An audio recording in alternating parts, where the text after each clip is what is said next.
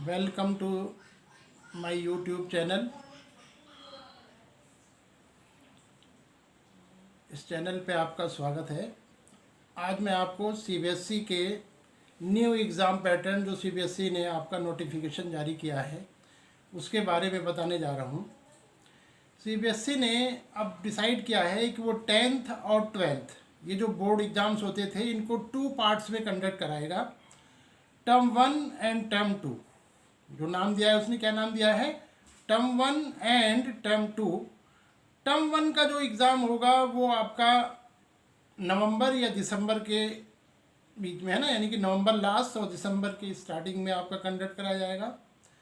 Duration जो होगी इस एग्ज़ाम की 90 मिनट्स की होगी और टोटली ऑब्जेक्टिव टाइप क्वेश्चन होगा, यानी कि जो आपका फुल कोर्स होगा उसका हाफ जो है वो टर्म 1 में आएगा और ये को आपका टर्म 1 कंडक्ट करा जाएगा। टर्म 2 जो होगा वो आपका मार्च और अप्रैल के उसमें कराया जाएगा, यानी कि मार्च लास्ट और अप्रैल स्टार्टिंग में। और इसमें जो आपका बाकी हाफ कोर्स बचा हुआ होगा वो आपका सिलेबस कवर होगा और उसमें जो क्वेश्चंस आएंगे वो वेरी शॉर्ट, शॉर्ट, लॉन्ग और डिस्क्रिप्टिव टाइप क्वेश्चंस, यानी कि जैसा आपका बोर्ड एग्जाम में आता था। इसकी ड्यूरेशन जो होगी वो आपकी 2 आवर्स की होगी। तो टर्म 1 और टर्म 2 ये इस तरह से इन्होंने दो पार्ट में अपने पूरे आपको सिलेबस को बांट दिया है। 50-50% दोनों में आपका जो होल सिलेबस है वो डिस्ट्रीब्यूट होगा। अभी सिलेबस सीबीएसई ने बताया नहीं है, जैसे ही सीबीएसई सिलेबस बताएगा आपको जो है इन्फॉर्म कर दिया जाएगा ट्यूब के जरिए, हमारे अपने चैनल के जरिए। अब क्वेश्चन ये राइज होता है कि जो फर्स्ट टर्म है उसका पैटर्न क्या होगा। तो जैसा बताया कि आपको ऑब्जेक्टिव टाइप पैटर्न है, तो वहाँ पर 90 मिनट्स में आपको मल्टीपल चॉइस क्वेश्चंस एमसीक्यूज करने होंगे और वो 3 टाइप्स के क्वेश्चन होंगे। पहले तो सिंपल एमसीक्यू कि एक क्वेश्चन आपका दे दिया गया, उसके 4 आंसर आपको नीचे दिए गए हुए हैं, आप उसे अटेम्प्ट करिए। दूसरा होगा आपका केस स्टडी वाला, जैसे आप 10th और 12th में करते हैं कि केस स्टडी दी होती है, लेकिन उसमें भी आपको आंसर जो है एमसीक्यू में ही देने पड़ेंगे, मल्टीपल चॉइस क्वेश्चंस में। और तीसरा रीजनिंग बेस्ड होगा, उसमें आपको फिर सर्च करना होगा कि किस तरीके से होगा आपके सिलेबस से ही। और ये बेस आप एनसीईआरटी मान के चलें, क्योंकि सब कुछ जो डिपेंड होता है कोर्स आपका एनसीईआरटी से ही लेके चलता है। तो सबसे पहले आप अपनी एनसीईआरटी कवर कर लेंगे, इसके बाद हेल्पिंग बुक पे जाएंगे।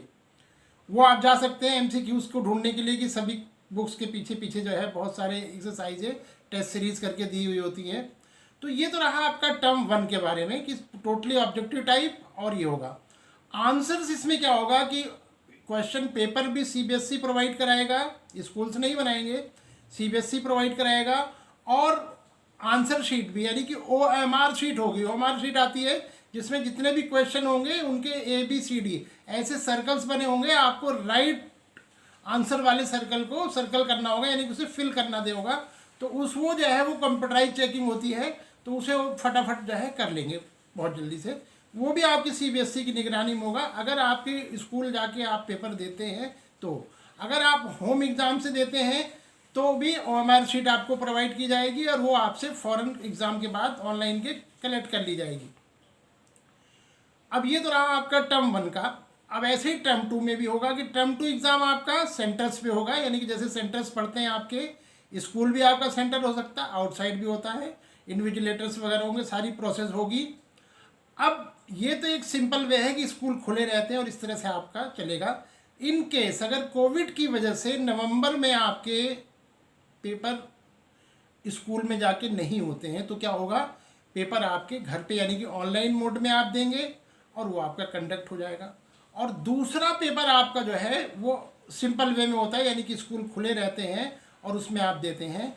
तो देखिए वेटेज का फ़र्क आ जाएगा। सीबीएसई उसको वेटेज ज़्यादा देगा जो आप स्कूल में या सेंटर पे जाके एग्ज़ाम को देंगे, घर से नहीं, क्योंकि घर का आपको पता है कि उसमें क्या हो जाता है, बच्चे सभी होशियार हैं आजकल और गूगल है ही आपका हर चीज़ में सपोर्ट करने के लिए। तो आप उसमें देख सकते हैं कि आपको वेटेज का हिसाब रखना पड़ेगा। लेकिन अगर इसका रिवर्स होता है कि पहला पेपर आपका टर्म 1 तो स्कूल में हो जाता है और किसी वजह से टर्म 2 आपको होम से देना पड़ता है, एग्ज़ाम तो कंडक्ट होंगे, तो उस केस में फिर पहले वाले की वेटेज ज़्यादा हो जाएगी क्योंकि आपने इसको दिया हुआ। इसके अलावा जो बोर्ड है वो सारे मार्क्स, इंटरनल असेसमेंट जो भी आपके होंगे वो सारे 10th और 12th के मांगेगा और उसके अकॉर्डिंग ही जो है वो बोर्ड के जो है रिजल्ट आपके प्रिपेयर किए जाएंगे। तो ये अभी तक की इन्फॉर्मेशन है सीबीएसई की तरफ से। आपको सिलेबस भी जल्द ही आने वाला है और उसमें आप लोग पढ़ाई तो अपनी कर ही रहे हैं, करते जाएं बिल्कुल, क्योंकि उसमें क्या करना पड़ेगा, अभी तो आप ये मान के चलें कि फुल कोर्स आपको कंप्लीट कर लेना है, फिर जैसे ही वो आ जाएगा तो टर्म 1 का आप उसमें से करके फिल्टर करके उसकी तैयारी ऑब्जेक्टिव टाइप कर जाना, और टर्म 2 की जो 50% होगा उसकी सब्जेक्टिव टाइप। क्यों? क्योंकि जो आपका टर्म 2 होगा उसमें टाइम आपको कम मिलेगा।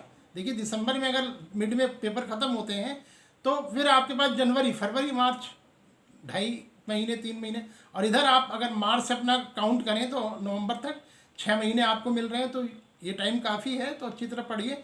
फिर 12th के बाद आपको कम्पिटिटिव एग्ज़ाम भी देने पड़ते हैं, तो आप उसके हिसाब से भी अपनी तैयारी करें। कोई नीट की देना चाहता है, कोई जेई मीन्स की देना चाहता है, तो वो आप अपने हिसाब से उसे चूज़ कर सकते हैं, है ना। और किसी को भी अगर कोई प्रॉब्लम है, कुछ देखना चाह रहा है, डिटेल उसमें देखना चाहता है, तो सीबीएसई की वेबसाइट पे जाके आप इसको देख सकते हैं, या मैं भी अपने अपने डिस्क्रिप्शन में इसका लिंक दे दूंगा, वो आप देख सकते हैं, है ना। Thank you. फिर मिलते हैं अगली वीडियो में।